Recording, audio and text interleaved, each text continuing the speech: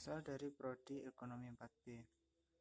Untuk video kali ini saya buat untuk memenuhi tugas dari mata kuliah Ekonomi Internasional dengan dosen pengampu yaitu Bapak Dr. Nafik Umurul Hadi SEMSI. Yang saya bahas kali ini yaitu perubahan perilaku konsumen dan produsen akibat COVID-19. Sebelumnya, virus corona atau COVID-19 adalah virus yang menyerang sistem pernafasan. Virus ini yang lebih dikenal dengan nama coronavirus yang menular ke manusia. Virus ini menyerang siapa saja, baik itu anak kecil, bayi, orang dewasa, lansia, ibu hamil, atau ibu menyusui. Virus corona bisa menyebabkan gangguan pada sistem pernafasan, pneumonia akut, sampai dengan kematian. Ada dugaan bahwa virus corona awalnya tertular dari hewan ke manusia, namun kemudian diketahui bahwa virus corona ini juga menular dari manusia ke manusia. Virus corona dapat menginfeksi siapa saja, tetapi efeknya akan lebih berbahaya atau bahkan fatal terjadi bila pada orang lanjut usia, ibu hamil, orang yang memiliki penyakit tertentu, perokok, atau orang yang daya tahan tubuhnya lemah. Penyebaran virus corona atau COVID-19 bukan hanya berdampak pada dunia usaha. Pandemi virus ini juga mengubah perilaku masyarakat konsumen tanah air.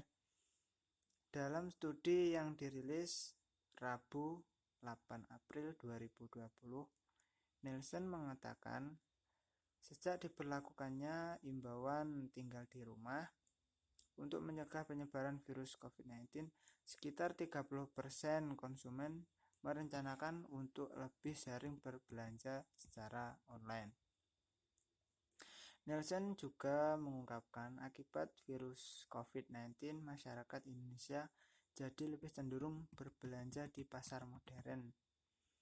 Secara nasional, konsumen kelas atas menjadi lebih banyak berbelanja di hipermarket ataupun supermarket.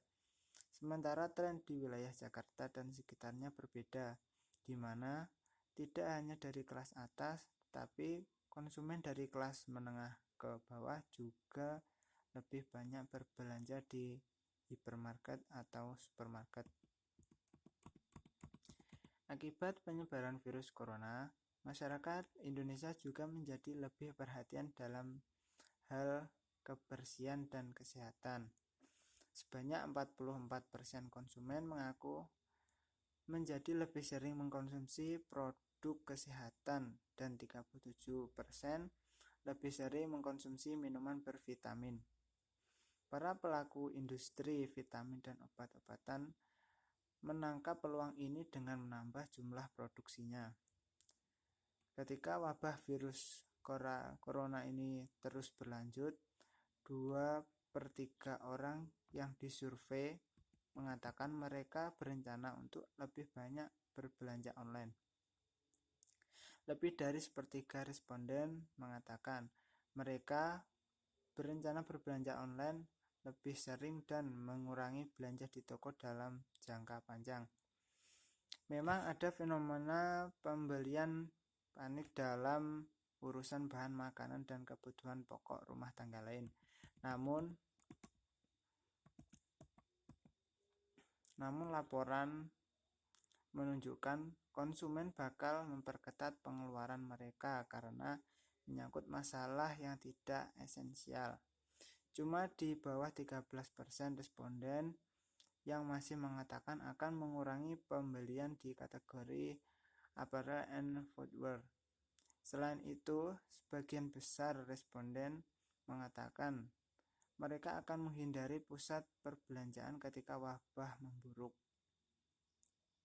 Bahkan dari jumlah itu, ada 64% yang menyebut mereka akan menghindari toko. Kemudian untuk perilaku produsen akan tetap memproduksi barang atau jasa, namun tidak sebanyak dalam keadaan normal. Mengapa? Karena dalam keadaan pandemik virus corona seperti ini, konsumen akan membeli barang secukupnya saja atau barang yang sangat diperlukan. Contohnya yaitu barang primer seperti kebutuhan pokok. Bahkan dalam keadaan darurat seperti ini, produsen dalam lingkup besar seperti pabrik akan mengurangi jumlah karyawannya. Maka dari itu, kita harus menjaga kondisi yang semakin mengkhawatirkan ini dengan mematuhi peraturan yang dibuat pemerintah ataupun menjalankan prosedur-prosedur yang disosialisasikan pemerintah untuk mencegah pandemik virus corona ini.